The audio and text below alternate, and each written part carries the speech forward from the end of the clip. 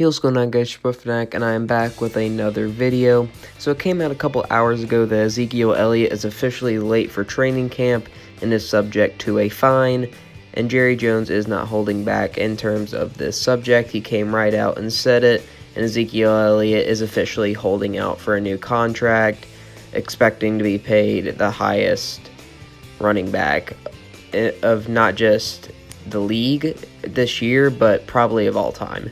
So Ezekiel Elliott is wanting a huge, massive contract from the Cowboys, and the Cowboys are not budging. So there's three people on contract right now for the Cowboys. So it's Amari Cooper, Dak Prescott, Ezekiel Elliott. One of them is going to have to be released, or they're going to have to release one of their big defensive stars or offensive linemen, and you can't do that. So one of them has to be released, and it's looking probably 99% chance that it's going to be Ezekiel Elliott. They're probably not going to release Dak. They're probably not going to release Amari. It's right now, I would say 95% chance that Ezekiel Elliott is going to be traded before the trade deadline this season, if not before the season altogether. So Ezekiel Elliott, have you ever heard the phrase, have one foot out the door? That's not Ezekiel Elliott right now. Ezekiel Elliott has about 9 3/4 of his toes out. There's about 1/4 of his toe left. So it's going to be a harsh ending for Ezekiel Elliott's run as the Cowboys. So people have mixed opinions on this. Some people want him gone, think this is the right move. Some people think it's idiotic. With how easy running backs are to replace, I wouldn't get rid of Ezekiel Elliott personally, but because they're going to have to pay Amari Cooper and Dak Prescott, I think this is the best possible decision. They're between a rock and a hard place, and I think this is really their only way out. So unfortunately, I think they're going to have to get rid of Ezekiel Elliott, but things could have been and could be much worse for the Cowboys. I think Ezekiel Elliott is replaceable. You can't replace Amari Cooper, and you can't replace Dak Prescott. In my opinion, Zeke Elliott is very, very replaceable. So without further ado, let's get into my top 5 teams that I think Ezekiel Elliott could land.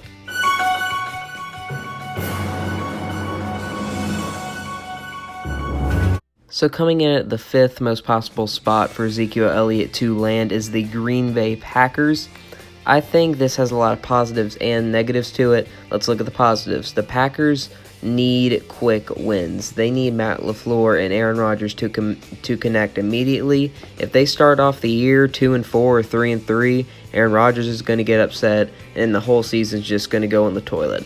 But if they can start off 5-1, 6-0, they may be able to hold over for Aaron Rodgers to be satisfied the entire season. And they do have Aaron Jones, who is a good, decent running back, but he's no Ezekiel Elliott. Ezekiel Elliott is a top 3 running back in the NFL. So Ezekiel Elliott could come in here and finally give Aaron Rodgers that star that he wants and can provide some quick wins and have Aaron Rodgers and the Green Bay Packers have one of the most overpowered offenses in the league. Here's the negatives. Aaron Rodgers' personality has taken a toll on this team. Can you imagine what Aaron Rodgers and Ezekiel Elliott's attitudes will do if they don't mesh? If they do mesh, perfect. They kind of cancel each other out. It's a perfect scenario, and Ezekiel Elliott will fit fine. But if they contrast and Ezekiel Elliott doesn't like the amount of carries that he's getting, or Aaron Rodgers doesn't think Ezekiel Elliott's that great, if it just doesn't mesh 100%, we're going to have chaos and a disaster on our hands, because these are two huge personalities, and Aaron Rodgers' personality has already completely derailed the Green Bay Packers franchise, and with Ezekiel Elliott coming in, that could derail it even more, and that's the last thing the Packers want right now. So Ezekiel Elliott, I'm going to give it probably a 25% chance of happening. So coming in at number 4 is the Houston Texans. So this has a lot of positives, but again, some negatives as well. So the Texans were kind of a little bit away last year. They won the AFC South, made the wild card, and then lost 21-0 against the Colts, had no offense and no running game. So Lamar Miller is currently the running back for the Texans, which he's fine. He's nothing special at running back. He's below average in my opinion. And with their mediocre offensive line, they really need a great running back to provide any stable running support to help out Deshaun Watson, because in this progression for Deshaun Watson. I think right now would be the perfect time to have a guy like Zeke to help out Deshaun Watson. But again, here's the negatives. What if Zeke was just a byproduct of the Dallas Cowboys offensive line? That sounds like a dig. It's not. Find me a running back that with an offensive line caliber of Texans can produce as much as he could with the Dallas Cowboys. I don't think you could find any. The Texans, imagine going from the best offensive line in the league, arguably, to arguably the worst. That's a big drop-off. So Ezekiel Elliott could get frustrated, and his personality could go off the rails again. Again, it's kind of similar to the Packers. But then again, do the positives outweigh the negatives? He'll help out Deshaun Watson. He'll really help out their running game. If it goes okay, if the offensive line is stable enough to provide Ezekiel Elliott with just enough time to be a good running back, I think this is a home run for the Texans. But if Ezekiel Elliott does not produce, and even worse, if his personality goes off the rails because he's not producing out of frustration, this could be a massive strikeout, and this could ruin the Texans season and seasons going into the future. So in my opinion, Texans going in at number 4. So about the percentage thing, these 5% won't add up to 100%. I'm just acting like these are a solo thing. So these 5% that I'm saying will not add up to 100% at all. So Texans, I gave the Packers about a 25% chance. I'm going to give this team probably a 30% chance that this could happen. And again, these will not count up to 100%. I'm just giving a percents like they are an individual team. So we move on now to number 3, which is the San Francisco 49ers. So the San Francisco 49ers I have as a dark horse Super Bowl team. They have a ton of talent on this team. Of course, you have Jimmy Garoppolo if he can find a way to stay healthy. If the offensive line finally comes together, this could be one of the best units in all of the NFL. If George Kittle is as good as he was last year, he'll be arguably the best tight end in the NFL.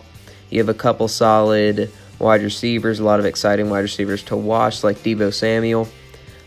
In the secondary, you have Richard Sherman, who, if he's as good as he was back when he was on the Seahawks, could be a top 10, top 5 corner. If the defensive line finally comes together, if Eric Armstead finally starts to produce on a consistent level, if Solomon Thomas finally has that breakout season, if DeForest Buckner continues to do what he is doing, and if Nick Bosa is even half the player that people think he'll be, this could be the best defensive line in quite a while that we've seen here in the NFL. There's so much draft capital and talent in that defensive line and potential. And same with just the entire team. If this team clicks, if George Kittle clicks, if Jimmy Garoppolo clicks, if the offensive line clicks, if their young, talented wide receiver core is able to do what I think they'll be able to do, which is take the ball and run with it. If Richard Sherman continues to produce, if their defensive line finally comes together, if their linebacker core is even average, we could be looking at a 12-4 and 13-3 team. This is a very talented team. So what are they missing?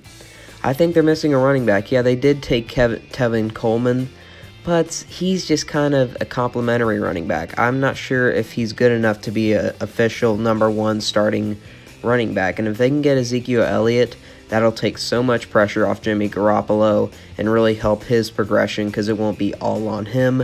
And this 49ers offensive line has a ton of draft capital and is very, very talented, which will provide Ezekiel Elliott a stable environment. And Ezekiel Elliott, I feel like, needs a stable organization.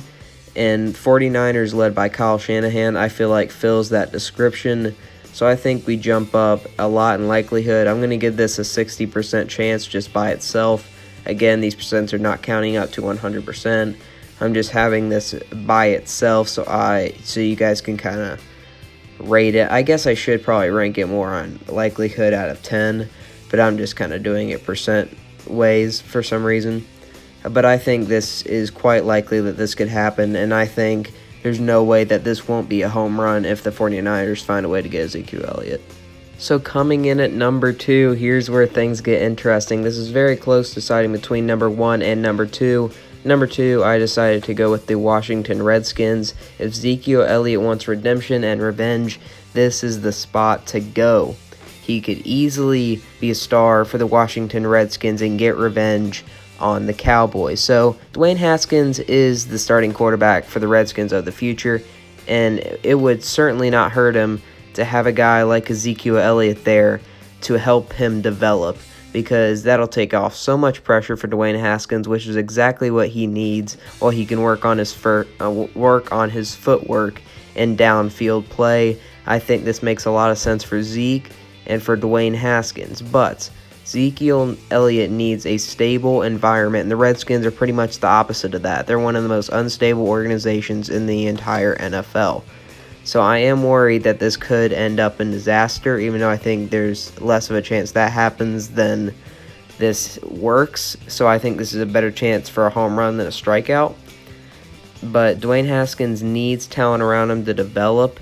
They have a couple of nice young running backs. That's true. Darius Geis and Bryce Love are two young, talented running backs that I both think will be decently good.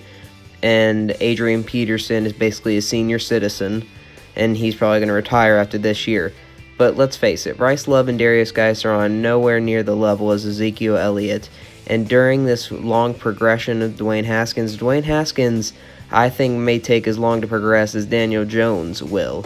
And Daniel Jones will be able to sit behind Eli. Dwayne Haskins is probably going to be thrown into the fire, and this will really help him out to have Ezekiel Elliott to help him through this transition. So this move makes great sense for Dwayne Haskins and Ezekiel Elliott, but for the Redskins, this could end up in disaster because they have had a track record of not being the best and most stable organization, which I think Ezekiel Elliott really needs. So if this would probably be the most interesting, and I'll prefer this the most because of just the storyline of Ezekiel Elliott staying in the division, looking for revenge on the Redskins as Dwayne Haskins progresses, and as the Redskins hopefully get into playoff play. I think that could be a very, very interesting storyline heading into the future. So coming in at number 1, by the way, I'm going to give Ezekiel Elliott to the Redskins about an 80% chance. So coming in at number 1, I'm also going to give it an 80% chance, maybe 81 or 82. It is the Indianapolis Colts.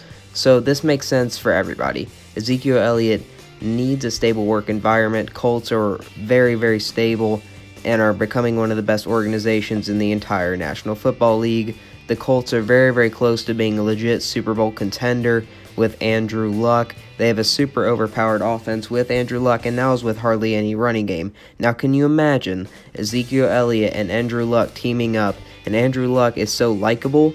I think that will really, really work as that quarterback and running back combo, and especially with Frank Wright as head coach and Jim Ballard as GM. I think this would be a home run on all sides. Ezekiel Elliott can get paid, and the Colts have been saving their cap room. They said, we're going to be selective. Well, now's the time to spend it, in my opinion. I think this will be a home run on all sides. Colts, Andrew Luck, Ezekiel Elliott, everybody gets what they want. Ezekiel Elliott gets wins and gets paid. Andrew Luck gets a stable running game to really help him out.